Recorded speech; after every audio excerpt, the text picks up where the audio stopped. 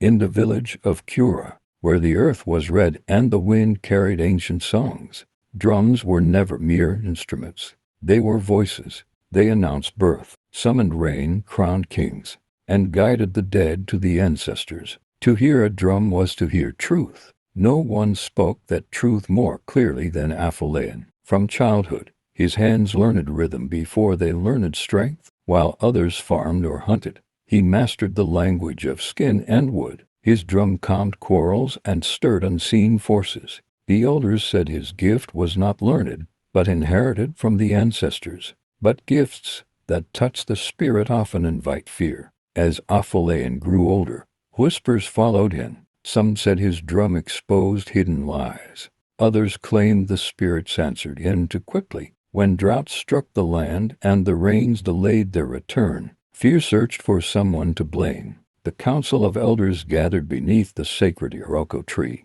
their voices low and uneasy. The spirits are restless, the high elder said, and this drummer hears them too clearly. It was decided that Aphelion's death would restore balance. Yet the ancestors are not deceived by quiet murders. Instead, the elders chose a crueler path, wrapped in tradition. At dawn, messengers arrived at Aphelion's hut. "You have been honored," they said. "You will drum at a great funeral." He followed them to the village square, where mourners dressed in ash-black cloth stood in a wide circle. At the center lay a freshly carved coffin. No name was spoken, no face was shown. Then the high elder spoke. "Today, you will drum for the passage of a soul." When the cloth was pulled aside, Aphelion saw the markings on the coffin. They were his. A murmur spread through the crowd. Some turned away, others watched in silence. Tradition demanded obedience. Once the drumbeat began,